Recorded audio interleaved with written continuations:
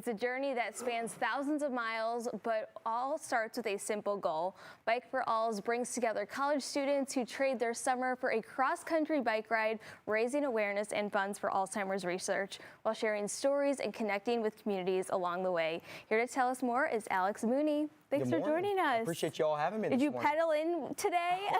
Biked many miles, thousands to get here today. I mean, this is an incredible story. It all started with one guy. He rallied all of his friends together. So tell us about how that really got started. Sure. So back in 2010, our founder, Tyler Jury, who is also doing Clayton and Croom here in Louisville off Shelby Street, he got together with a group of guys at Western Kentucky University. Took him 18 months to prepare the first ride.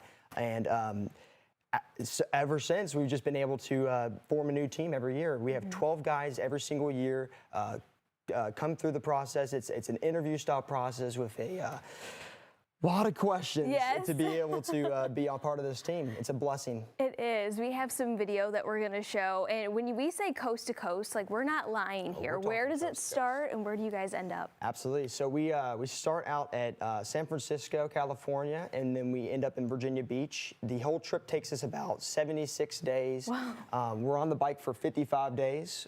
So the turnaround is pretty quick for 3,600 miles. Yeah. Along the way, we see different mountains. We are in the flatlands. We're getting hit in the face by wind in Kansas.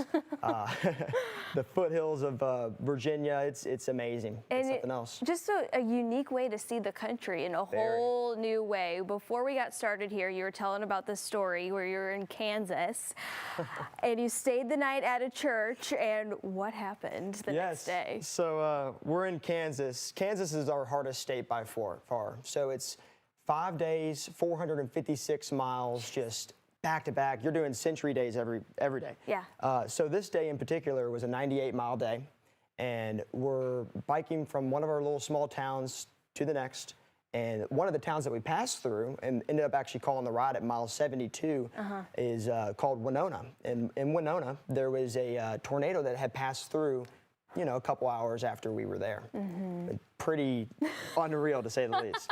So, like, you literally just bypassed this tornado. I mean, it could have wiped your whole team out. I mean, who knows what would have happened? Well, I remember looking in the rear mirror of my bike, and even though we don't really have one, which is just my shoulder, and there's just these bad clouds, and we're just kind of like, those don't look like rain clouds. So, oh my God. Sure enough, it was a little bit more dangerous than we thought. But of course, this is all going back to Alzheimer's. So do you have a personal connection that you wouldn't mind sharing? I do not have a personal connection.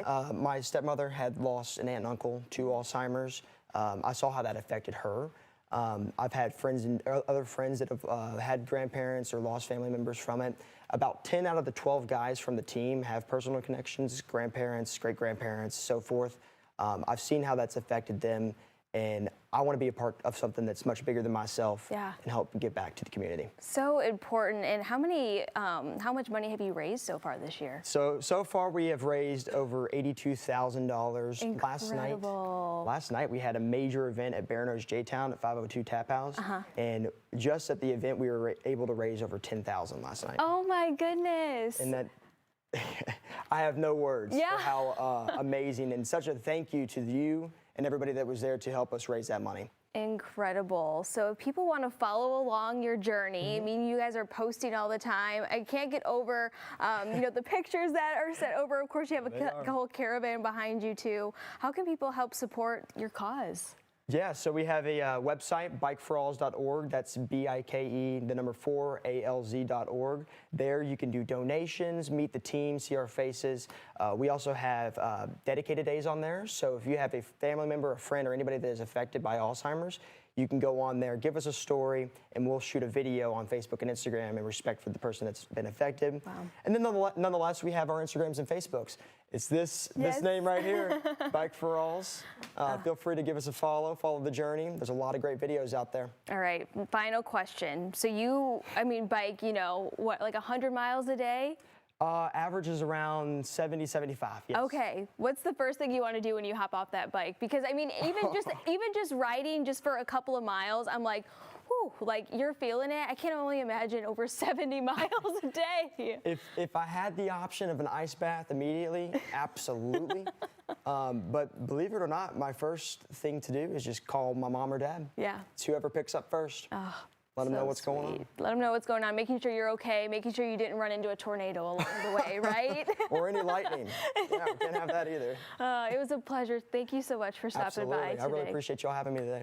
All right, so if you're interested, learning more about the cause, donating, learning more, cheering them on along the way too, just head over to Bike4Alz.org.